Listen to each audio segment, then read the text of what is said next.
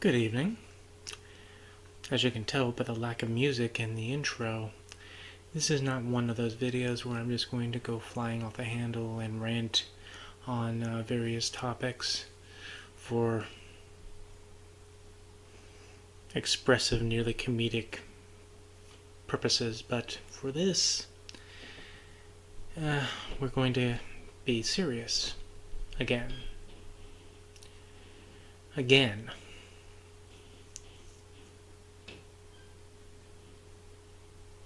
There's a question that I saw posed on social media, and it is the same question I have heard over and over again whenever these mass shooting incidents happen.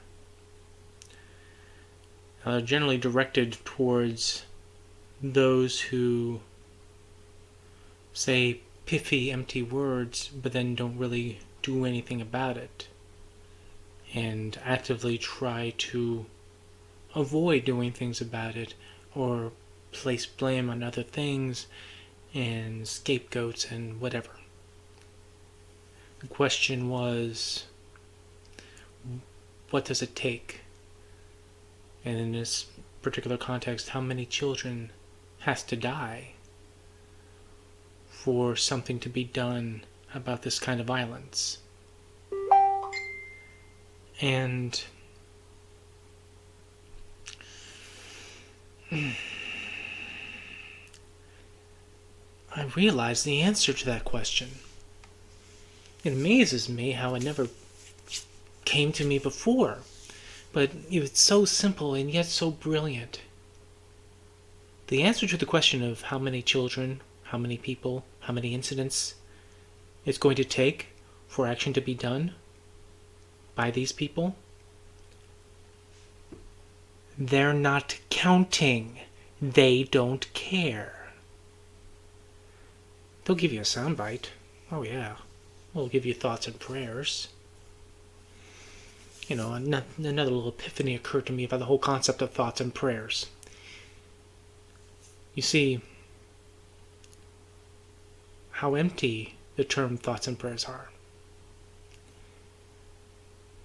When someone says that, usually on social media, or that's how the response, if you get into, an interview or whatever, and, I offer my thoughts and prayers. When you're saying you're offering thoughts and prayers, you're not really offering a thought. You're not really saying a prayer. You are offering two words. Abbreviated sentiment for a tragedy like this is nothing. They're empty words. There are some things that someone would say when I would offer you more things to say, but I have this thing and I have to go. Because they don't want to deal with this.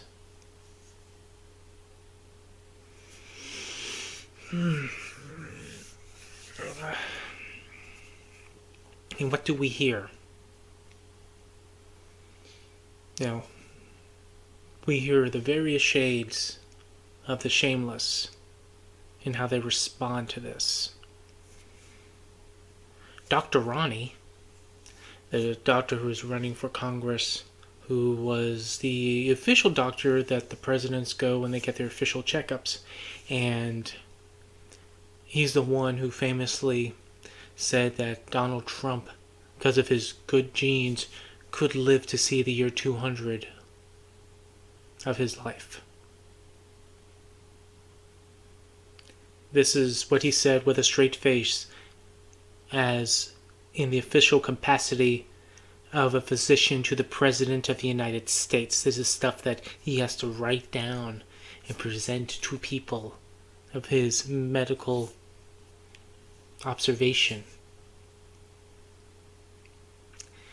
Dr. Ronnie goes on the talking head shows and says, I don't know why people are going after guns about this. What they really should be focusing on is rap music and video games.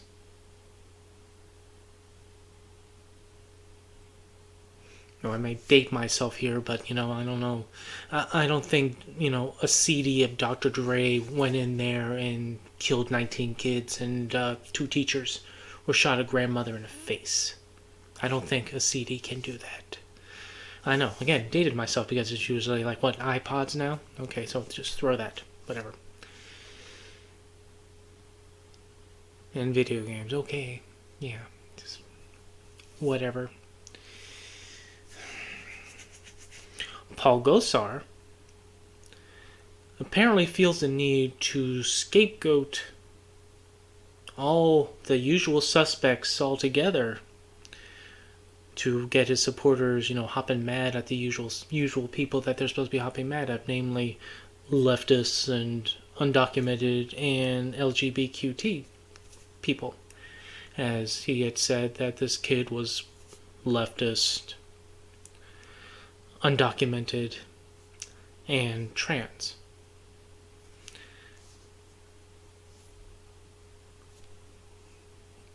What the fuck? Gosar, really? And let's pop a little balloon of that ignorance right there.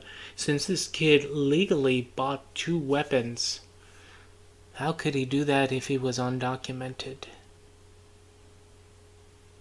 Wouldn't that beg the question that you would want stricter gun laws? So such things wouldn't happen again? This is the same type of thing where they would, not blame the person or blame the ideology that he might or might not have, especially if their ideology happens to lean into these particular people's ideology. Then they'll just say they're insane. He's insane. He's mental problems, and that will explain away the evil act.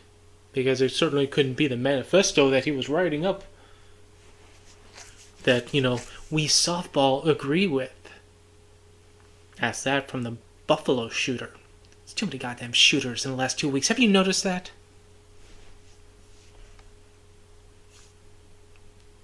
But, they'll say, well, because of the pigmentation that they would have to be clearly insane. So if it's darker than that, then they're just what? Thugs or terrorists or someone you're not going to scapegoat over, but you're going to demonize?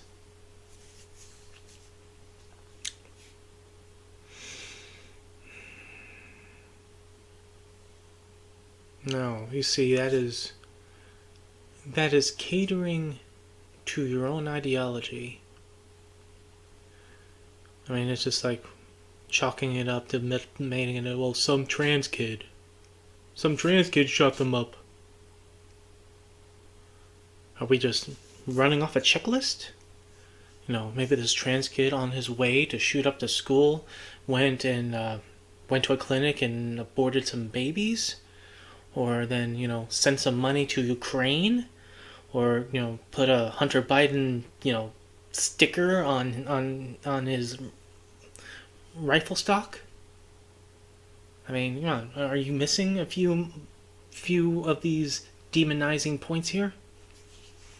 So that's political scapegoating. That's being very fucking cynical and trying to just, So, fuck you, Paul Gosar. And then Ted Cruz, his brilliance of, you just need more security at the high schools or at the schools or any schools, just have one door. One door. And then have that door armed with an armed guard there. So the armed guard can see him coming. So they can shoot him dead, like right there.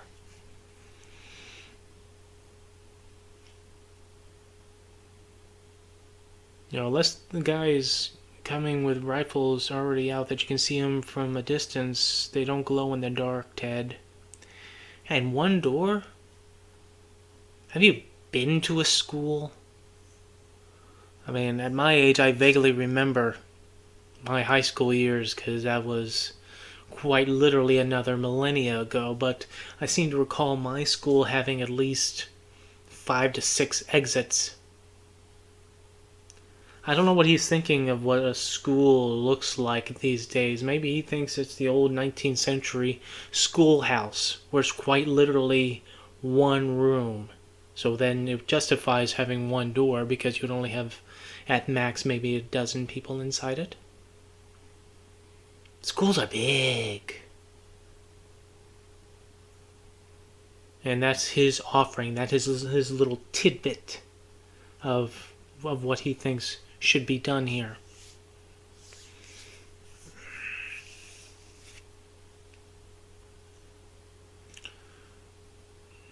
There is actual biblical observation that contradicts the thoughts and prayers thing. It's called prayers without work is death. If you pray something, but you're not working towards the end of making that prayer come true, if you're just sitting back and just expecting God to manifest the outcome that you wanted without you lifting a goddamn finger, it's not going to happen. God serves those who serve themselves. If you are on the way fighting this crusade and you are putting your skin into the game, you're putting your money where your mouth is, then yeah, God can manifest and answer a prayer in your favor. But if you're not going to lift a goddamn finger, there are many tragedies in this world that God is overseeing.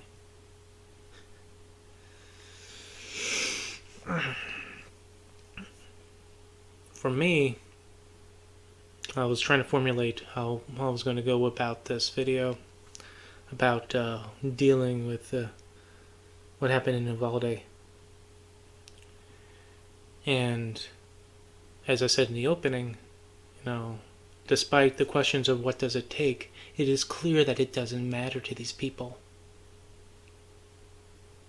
Outside of lip service, they'll give you a soundbite. They may wear a black armband or something and look contrite and sad and whatever. But beyond that, they're not going to lift a goddamn finger. I mean, how many are in the pockets of lobbyists for the NRA? Or, if not directly, monetarily being influenced, shall we say, from that?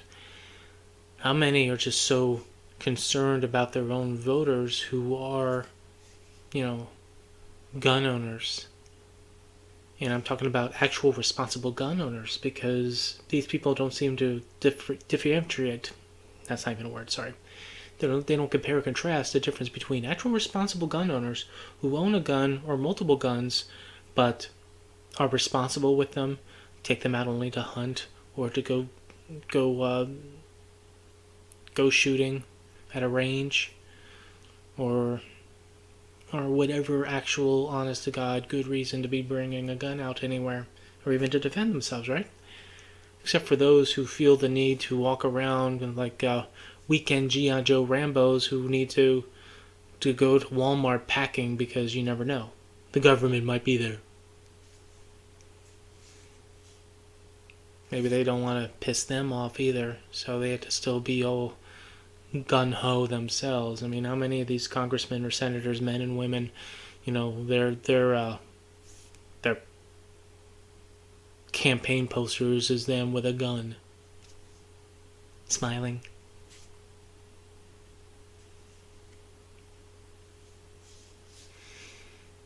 It is our culture, and it is uniquely a United States culture. There are countries in Europe and across the world that has looser gun laws than we do, and their citizens have access and can buy these guns, and nothing happens. The crime rate is far lower than us, despite the fact that they have guns, because it's a different mentality in these countries as opposed to us.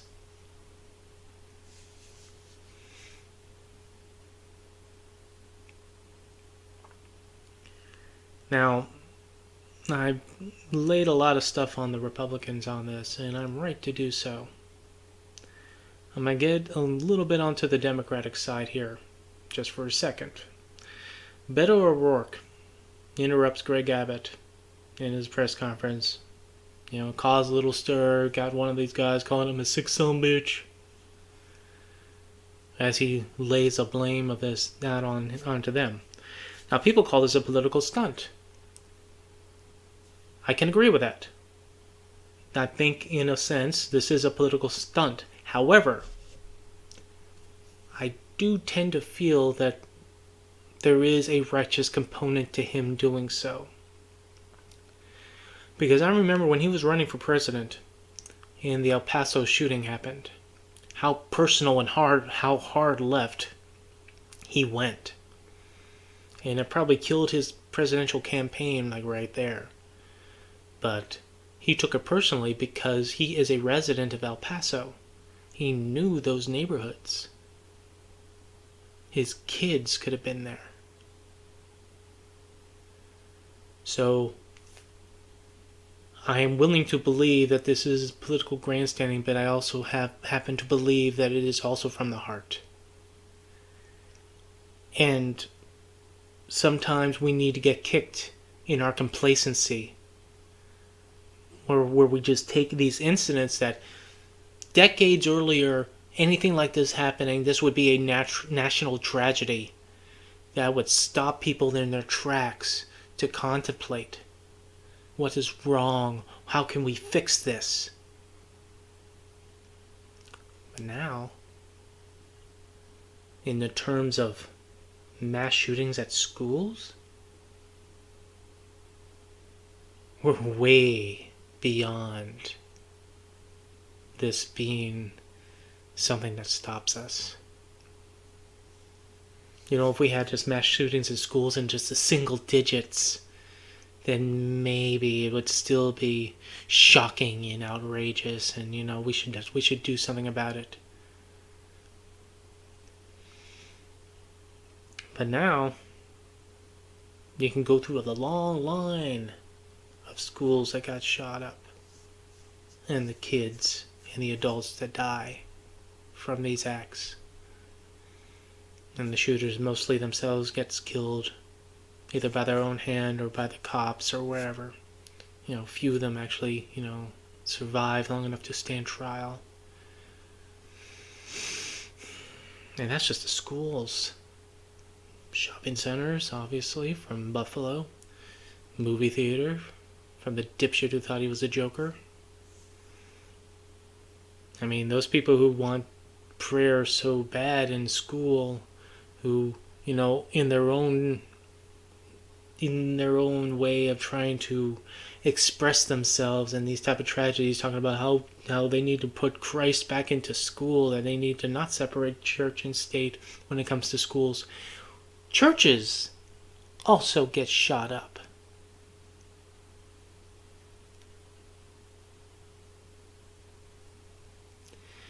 Now, what is to be done about this? It's a silly question, I know, because nothing's going to be done about this at all. Because that's the same question we've been asking again and again and again and again. Because every time we see this fucking movie, and we've seen this fucking movie multiple times, and we ask that question, what can we do? What should we do? What do we offer up as something to stave, to slow, to do anything? And a resistance against doing anything. It is just galling.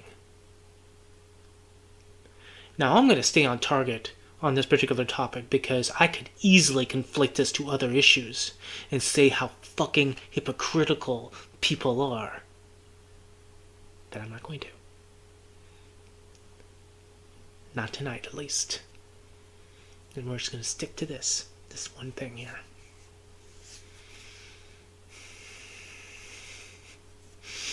And it is galling for people that will do nothing about it but offer thoughts and prayers.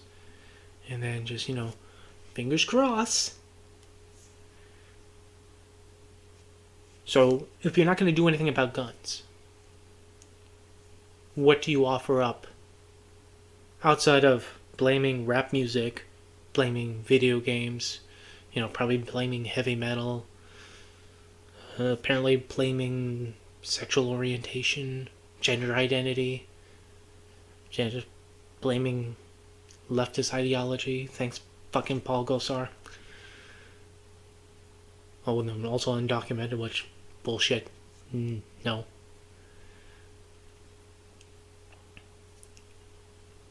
Is there any solutions at all? Is there any ideas that can be thought up?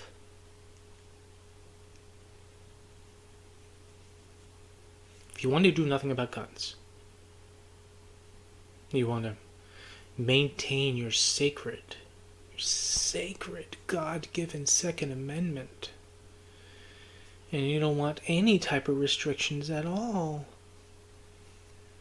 While I'm on this tangent, I really need to, once again express how the one people that really should be fucking pissed off about all this should be responsible gun owners. People who are not nuts. People who are gun owners who own a gun or multiple guns, as I've said, and are responsible about them. Because these other people that are trotting around like they're weekend warriors as they're going to McDonald's, to everybody else in the world, they're representing you. Mass murderers are representing you. You should be fucking pissed off. You should be, no, this is not me. This is not me or my family. We don't do shit like this. They should be standing up and demanding stringent background checks for buying guns or any type of restrictions, because they, as responsible gun owners, can pass them. They can pass the restrictions. They've already done so. They can afford to have restrictions be harder because they, as responsible gun owners, could pass them. It's funny when you go back to, say, the Trump administration and the guy who did the shooting in Las Vegas during that country concert. He did it from his hotel room, right? And the bump stocks. I gave it then, and I'm still going to give it to him now. I give Trump credit, or at least for the short period of time that he actually grew a set. Maybe it was just lip service, but he grew a set enough to try to push banning bump stocks. And then when he had that, televised meeting with the heads of the Congress and Senate and so forth, and one of these Republicans tried objecting to it, and he goes, "What, are you afraid of the NRA?" I would love that. Didn't last, but that was a moment that I appreciate out of Donald Trump. Now, those of you who've watched these videos of me, the dozen or so throughout the world, who've watched these videos of me, you should know that is kind of a major statement. But another thing he did to flip that back to the usual of Donald Trump is that, despite the saying that certain gun assailants who do these crimes and do these massacres, they're mentally ill. They're mentally ill. And then Trump reverses an Obama era rule against allowing those with mental illnesses to buy guns. He allowed them to buy guns. So that's hypocritical, contradicting bullshit. You're going to blame someone for their shooting because of a mental illness, then you make it easier to them for those with mental illnesses to have access to weapons. Now, here's the thing about this. Mental illness is a wide range of things, and a lot of them are not violent. So somebody who doesn't have a violent bone in their body but has some problems, I don't see a reason why they can't own a gun if they pass their background checks. See, that's not the thing. My thing is the hypocrisy of blaming those people, especially people of different, peachy or apricot Crayola skin pigmentation, that they only did these horrible mass murders because they're mentally unstable. It's hypocritical when you make it easier. If you're blaming them for that illness, then you're blaming them, but then at the same time offering them the gun to allow them.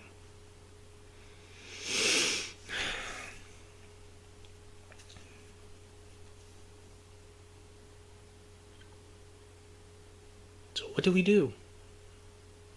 So what do we do, since we can't do anything to stop homosexuals and their need for their guns, their little bang bang lovers? Again, talking about these fucking nuts, not talking about you, responsible gun owners. You're cool. But these people who are just any little bitty restriction, then it's all up in arms. You're trying to take away my guns. You're trying to take them away. I don't want to take away your goddamn little stockpile that you go out to the shed with alone at night while the wife is asleep. I'm traumatizing. I'm sorry. I'm pissed. But what do we do? Again, because we can't go after the guns. We can't go after the bullets. We can't go after the selector switches that can augment a semi-auto rifle to becoming a fully auto rifle. If we can't do any of this stuff, we can't restrict, we can't make the background checks more stringent. If we can't do a single thing to make things harder to buy a gun, then what do you suggest we do? Again, this is a cultural thing. So if we can't go after the guns, we have to go after something. We have to change something. Something has to change. People have got it into their heads that the way they want to go out is take people with them. The Buffalo fucker live streamed his shootings. 15 people showed up in his chat room just so they could watch.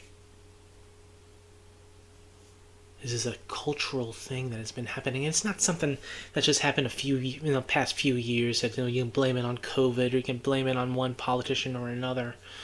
Now it's blaming on Biden, which I saw today in the groups, like the group that I'm in, Middle America. It was Biden and the Congress. Fuck you, people. This has been going on for years. It is not Biden's fault. It was not Trump's fault. It was not Obama's fault. It's not any president's fault. So you trying to put their names out there as if they're a reason for this is you being a political fucking hack who is not serious about anything. And you just want to make noise so people can clap and acknowledge how smart you are. No. You just disgraced yourself and the memories of those that died by using them as political footballs and pawns.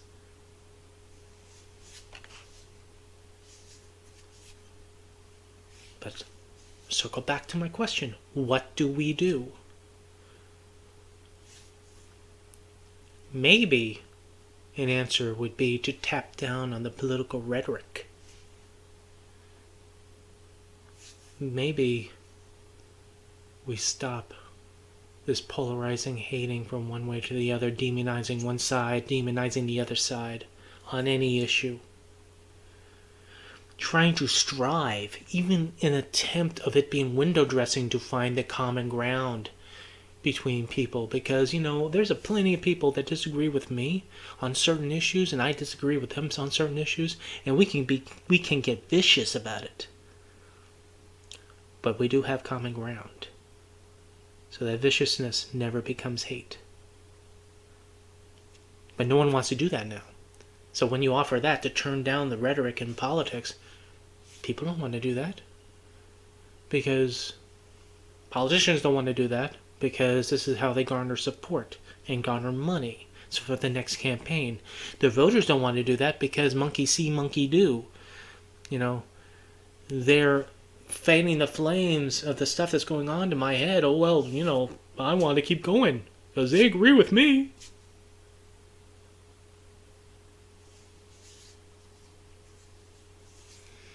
We don't know what was going on in this kid's head in Uvalde. We have suspicions. His mom said he was a loner, that he didn't have too many friends, but he wasn't violent. So she says. We don't know. Well, we don't know that. I mean, shooting his grandmother in the face is kind of evident, but, bragging about being able to buy 2 rifles and going on social media about it and talking about the plans of what he's going to do with them.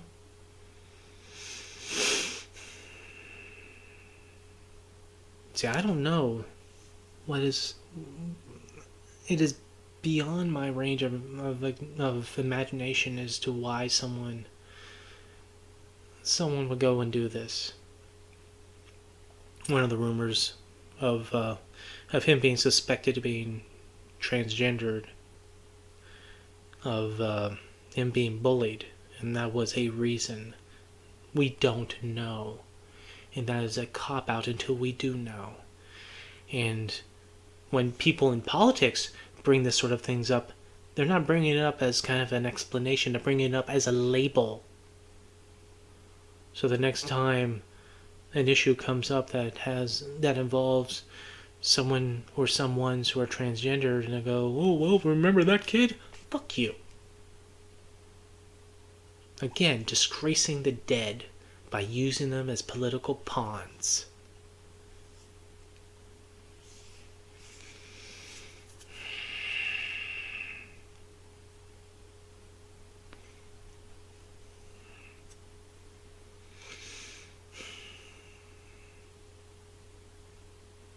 So you don't want to tap down the political rhetoric. You don't want to do anything about guns. You want to blame it on mental health, but you don't want to do anything about mental health.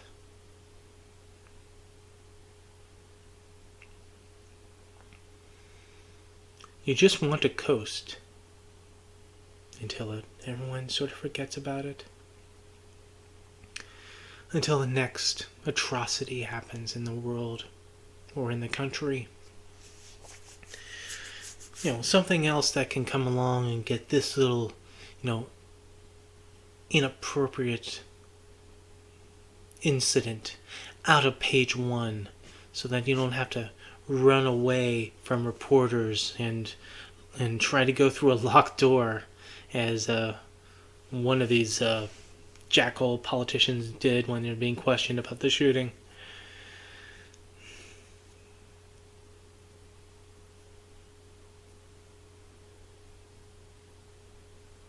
Thoughts and prayers mean nothing. Just 2 words. Because you want to do nothing to stop it. What's the point of praying for something that you are not going to lift a finger to fix?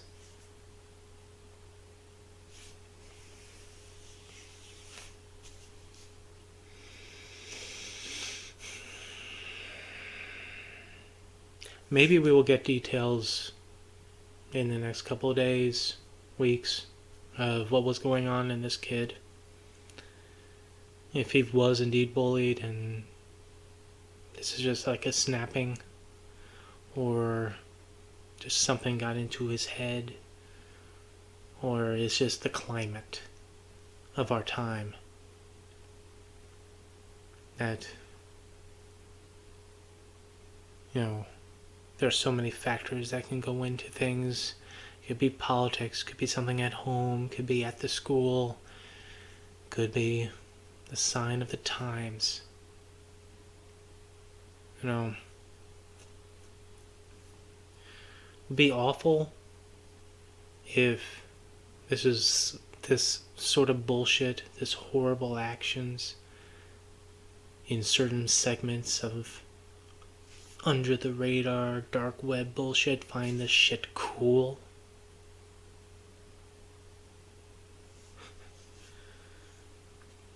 Yeah, we want to put some money into some research to find out if that's true or not? No, probably not. That's just thoughts and prayers and moving on to the next point.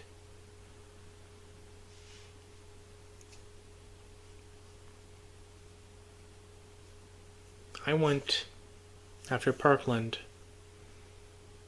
I went to the rally in DC. I made this great sign that people actually took pictures of. It was a sign with a blackboard. It was just a blackboard. And a nice little altar. And a golden calf that got tipped over. And in place of it is a gold AK with blood dripping down. It said, "Move over, golden calf." That's the golden gun.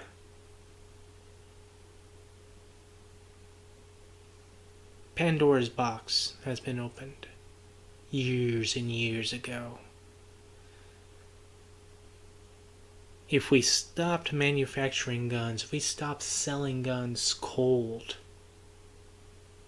there'd still be plenty of guns out there. That doesn't mean that we should not do anything. Again, this resistance to doing any goddamn thing is just disgusting. Especially from people who claim to be, stay on target. Stay on target. Wouldn't want to mention how these people, majority of these people, these political fuck-ups, who get themselves back into office again and again and again because they tell you what you want to hear. Well, I'm for the death penalty. I'm for your right to have guns. Oh gosh darn, I wish someone just shred the kid right before he had raised an eyebrow, but goddamn, I'm pro-life.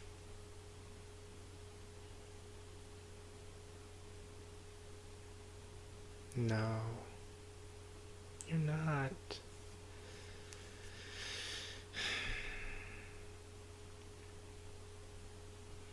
You are pro whatever is politically expedient to be pro, and you are against whatever is politically expedient to be against, depending upon the community that you are trying to garner votes from.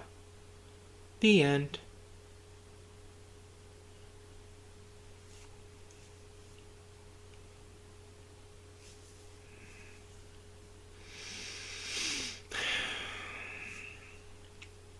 See, I don't know what else to say on this.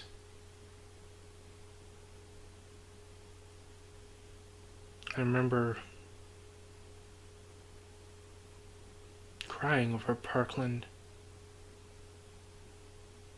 And it's just the nonsensical nature of it before I went to the rally. And just how passionate I was about it. And I hoped then that this would move the needle. But it doesn't. It never does.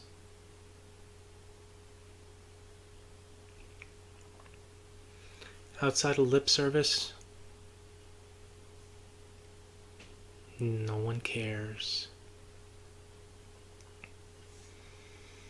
Like anything else in politics,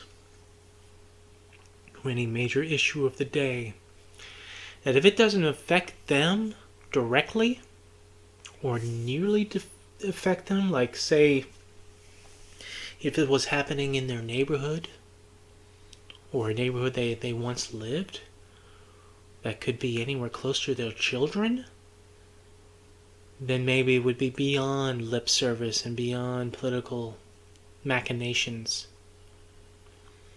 But when it's not, all I can offer you is thoughts and prayers. And just hoping it doesn't happen again. Is that good enough for your children? Is that good enough for the teachers that teaches your children? Or the other alternative is like, oh, let's just arm everybody. Because I remember that. I just tear that wound up even further now. You already got the artery, it's already bleeding out, but, let's cut a little bit more. Because you never know. Or, take that back. We do know. We do know, because it's going to happen again. It's going to happen again. It's going to happen again, because no one is going to stop it. Because no one tries to stop it.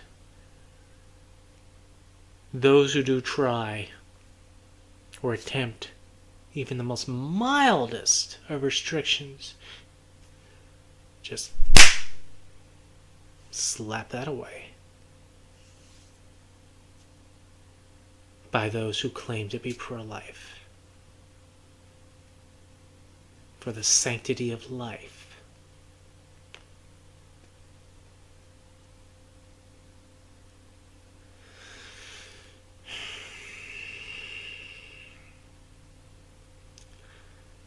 The ranter rants because the urge to rant rises. Shit like this that never ends is why I'm here. You all take care of yourselves. Those I love you very much.